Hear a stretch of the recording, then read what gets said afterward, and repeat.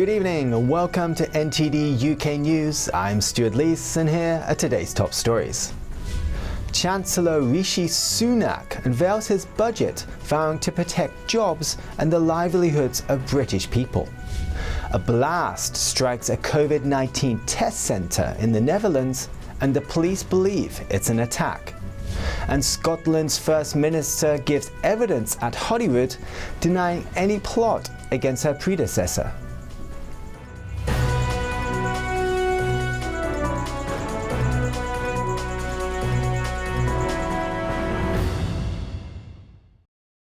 The Chancellor unveils more support for workers in this year's budget and plans to bring back Britain's economic health. Millions will continue to have much of their wages paid until the end of September. NTD's Jane Worrell has the story. A challenging moment for Rishi Sunak as he reveals the budget nearly a year on from the UK's first lockdown. Social distancing rules means it's just himself in shot, continuing the tradition of holding up his ministerial red box. He pledged an extra £65 billion in spending, which takes total spending on CCP virus support to £407 billion. It's going to take this country and the whole world a long time to recover from this extraordinary economic situation. But we will recover. His long-term economic plan includes extending the furlough scheme until September. In July, employers will contribute 10% and then 20% from August. Self-employed people will receive cash grants, while the hospitality industry will have reduced business rates. One of the hardest hit sectors has been hospitality and tourism. 150,000 businesses that employ over 2.4 million people need our support. He confirmed all alcohol duties will be frozen and planned increases in fuel duty are cancelled too. A few more points. For tax, income tax thresholds will stay set until 2026. He confirmed a rise in corporation tax to 25% from 2023. He pledged £5 billion to help high street businesses reopen and £19 million to tackle domestic violence. Unemployment is thought to peak at 6.5%, but it's forecast to return to pre-COVID levels by the middle of 2022. Labour leader Sir Keir Starmer criticised the plans. This budget simply papers over the cracks. If this had been a budget for the long term, it would have had a plan to protect our NHS, a plan to fix social care. It's a balancing act for Sunak, and he says he'll do whatever it takes to rebuild the UK economy. Jane Worrell, NTD News, London. A blast struck a COVID-19 test centre north of Amsterdam before sunrise. Police found an explosive device and say it's an attack. Thankfully, no one was hurt by the blast at the test centre 35 miles from the capital city. Police recovered a metal cylinder involved in the explosion. A police spokesman says the cylinder must have been placed there, and something like that doesn't just happen by accident. The head of the Public Health Service called for the swift arrest of the perpetrator. An explosive was thrown and some windows are broken and there's damage to the building. That is, of course, terrible. Anger at healthcare authorities has increased since the start of this year. The head of the National Institute for Health now has a security detail for protection. Another test location was burned down during several days of rioting in January over Netherlands' nighttime curfew. The Netherlands will have national elections in 2 weeks that are widely seen as a referendum on the government's handling of the pandemic. The Chief Minister of the Isle of Man on Tuesday announced a 21-day circuit breaker lockdown due to a sharp rise in CCP virus cases on the island in recent days. 8 new cases were detected, 3 of them are currently unexplained. Currently, there are 58 active cases on the island, with 3 people in hospital. Last month, the Isle of Man was the first place in the British Isles to totally lift virus-related restrictions. Scotland's First Minister denies there is a plot against Alex Salmond. She gives evidence to Holyrood inquiry into the government's handling of her predecessor's harassment investigation. Scotland's First Minister Nicola Sturgeon is facing a special committee set up by the Scottish Parliament to investigate the mishandling of sexual harassment complaints. The First Minister denies Alex Salmond's claims that some people within the SNP and Scottish Government were involved in an effort to damage his reputation. A number of women made serious complaints about Alex Salmond's behaviour. The government, despite the mistake it undoubtedly made, tried to do the right thing. As First Minister, I refused to follow the age-old pattern of allowing a powerful man to use his status and connections to get what he wants. Sturgeon rejects the claims that she broke ministerial code over when she found out about the investigation. In one of the most invidious political and personal situations I have ever faced, I believe I acted properly and appropriately, and that overall I made the best judgments I could. Before Sturgeon gave evidence, some emails were published by the Scottish Government. The emails show that the government continued a legal fight with Salmond despite its own lawyers advising it was likely to lose. The fight cost the taxpayer £500,000, and a court ruled it to be unlawful. Scottish Conservative leader Douglas Ross says there's no longer any doubt that Nicola Sturgeon lied to the Scottish Parliament and broke the ministerial code. She must resign. Former Prime Minister David Cameron admits that the UK was prepared for Ebola and flu, but not diseases like SARS or COVID-19. As the UK fights the CCP virus, the Parliament's National Security Strategy Committee is looking into how the country is prepared for future biosecurity emergencies. Speaking as a witness, former Prime Minister David Cameron says his government was aware of the risk of a pandemic after Ebola, but it was anticipating a wrong pandemic.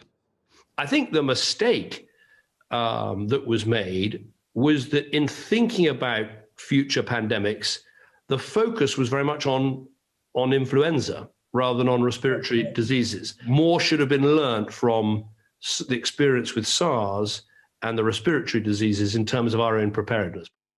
Former National Security Advisor Peter Ricketts tells the committee that the challenge is to get the government to pay more attention to a long-term strategy. It is extremely hard for senior ministers in the maelstrom of governing in the 24/7 era to make time for more, somebody used the phrase, grand strategic thinking. Ricketts says another difficulty in preparing for future crises is money, as finance ministers are reluctant to spend serious money to get ready for future threats that might not happen. Paramedics shared their experiences of a growing mental health crisis, with the UK nearing 2 months of its latest lockdown. Really sadly, it sounds like she's lost her dad to COVID quite recently, which has probably really brought her to this state that she's in now. Welsh Ambulance Service staff told UK Sky News how mental health issues seem to be impacting every call. Some shifts we can see every patient will have some element of mental health, whether that was the primary reason for the call or not. That makes it really challenging for us because we have limited ways of dealing with these things other than A&E.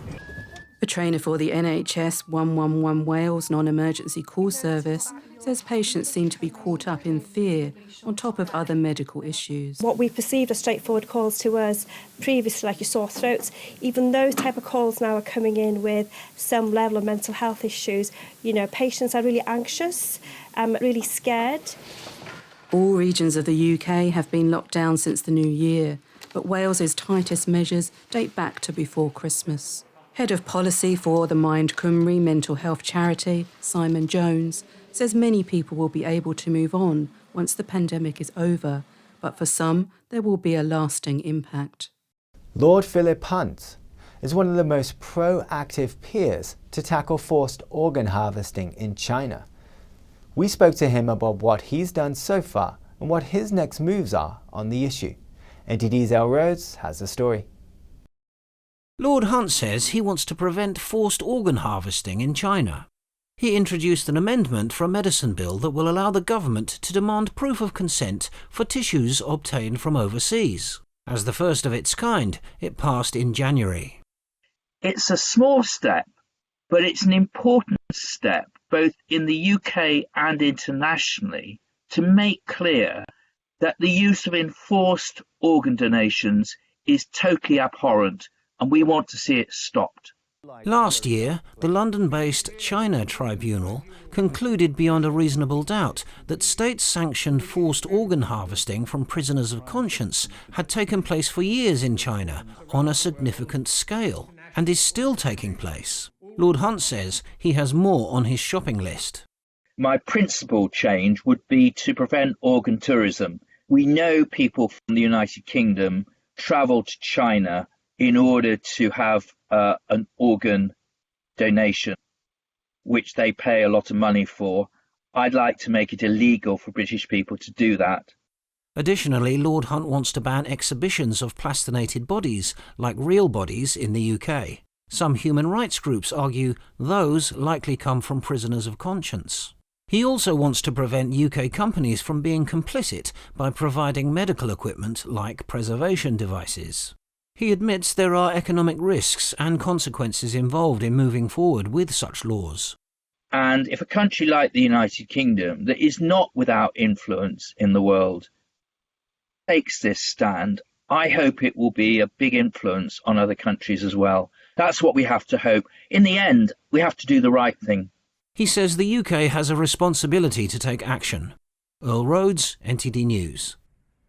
An independent cybersecurity firm says the blackouts in India's city of Mumbai last year could have been the result of a cyber attack from China. NTD's Patrick Hayden speaks to a China expert.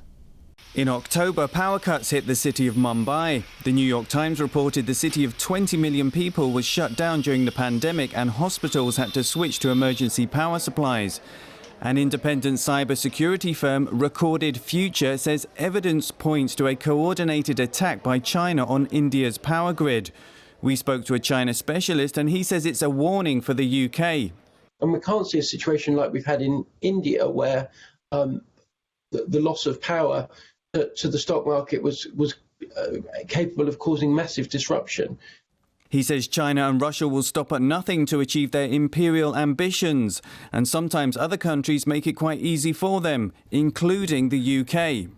Well, it's amazing how naive we've been with securing our financial institutions.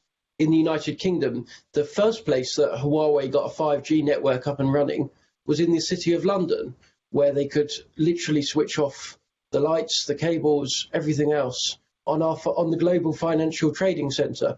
He says you have to have clean networks as it only takes one weakness in a network to take the whole thing down.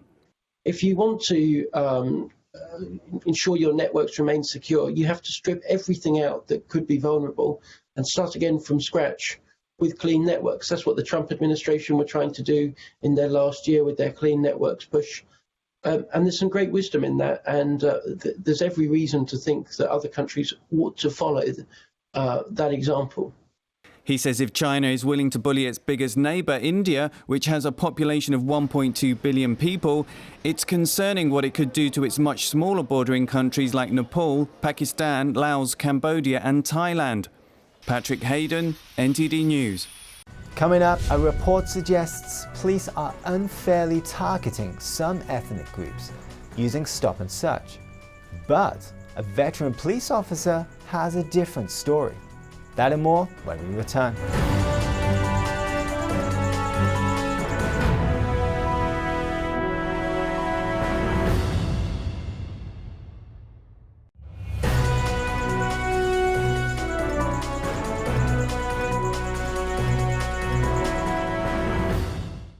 The dream of having a life on Spain's Costa del Sol has become more difficult for many British expats.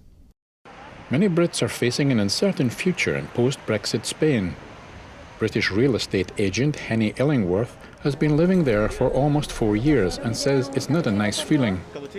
Previously, as an EU citizen in Spain, I had the right to be here, and now I just have permission to stay. And it does feel a big difference, and it feels like there's been a huge amount of uncertainty.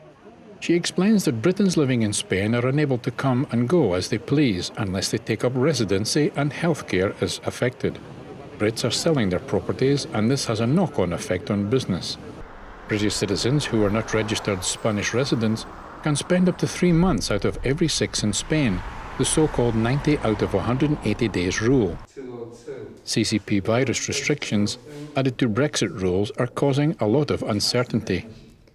Kirsty Ridyard has been teaching in Malaga since 2005 and is worried about the greater cost of teaching material from the UK, as well as difficulties with travel. Personally, I just don't know what's going to happen with the transport. It used to be like hopping on a bus, getting on a plane to go to London. James Riley and his wife have been teachers in Malaga for 20 years and are concerned about their 13-year-old son's future. Now, unfortunately, it seems to be that it's more difficult for him to go to British university, even though he's got a British passport and both his parents are Britain. The people of Costa del Sol are looking forward to tourists returning after the pandemic. But now, fewer Brits may turn their holidays into a fully fledged lifestyle. A recent report suggests police are unfairly targeting some ethnic groups using stop and search. But a former senior police officer says there's more to the story. NTD's El Rhodes has more.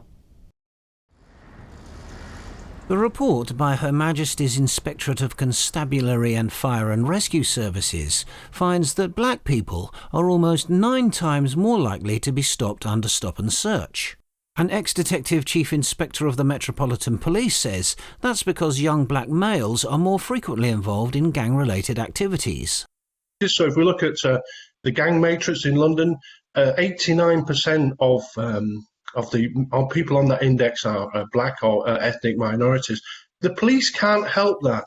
Mike Neville also tells us the report ignores the crime statistics that may explain the disproportion. He says official data shows black people make up 3% of the population, but they're 21% of the suspects convicted of murder. It literally is more dead young black men, and that is awful. It's a waste of life, and it's shameful, really.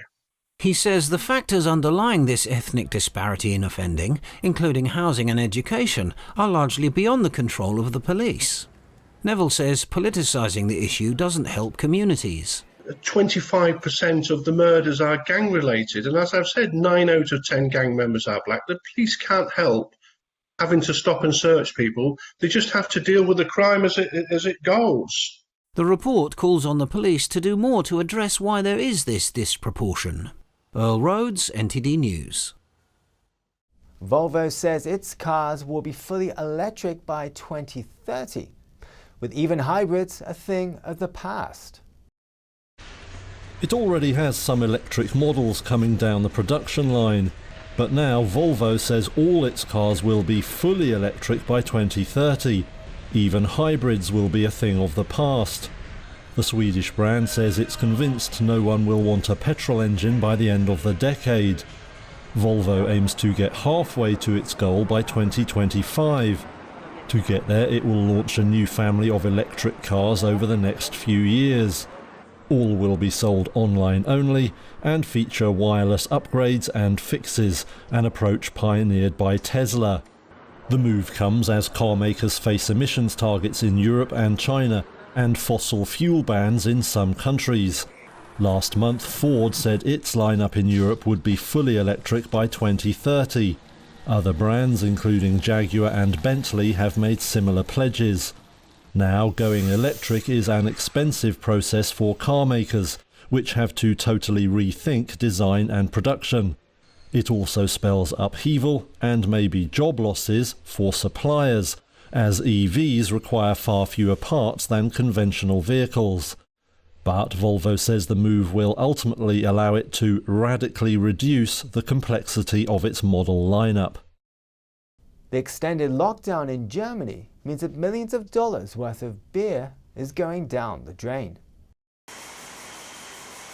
German brewers are pouring their beer down the drain. The extended lockdown means barrels of beer worth millions of dollars are reaching their sell-by date.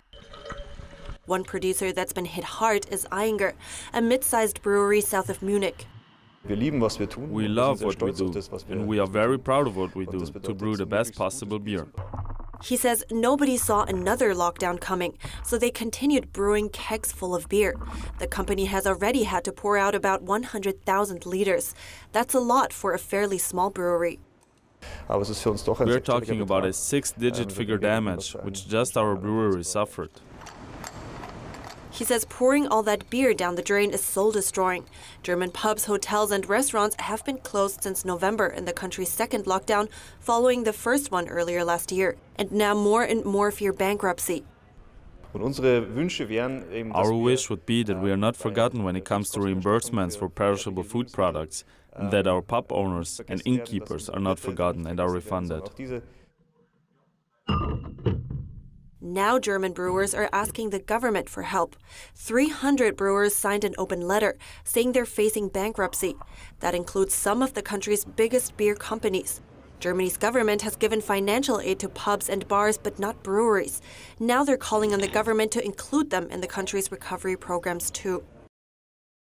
A concert-on-demand service turns out to be a big hit in Frankfurt, Germany. Musicians come to you and play on your staircase.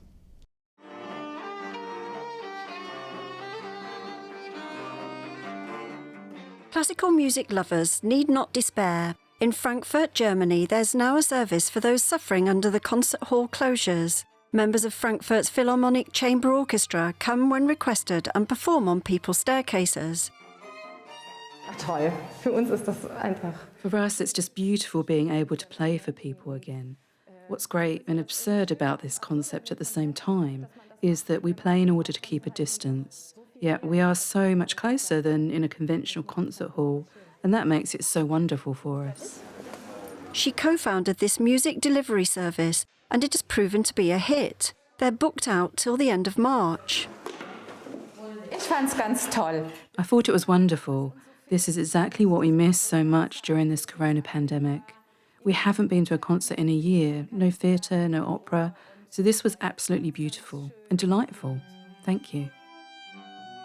Concerts last between 7 and 10 minutes and are free.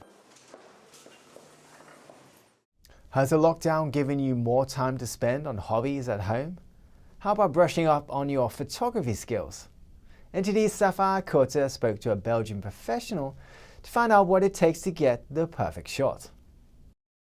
Yves Adams has been a nature photographer for over 25 years. He says it's a hard profession to be in.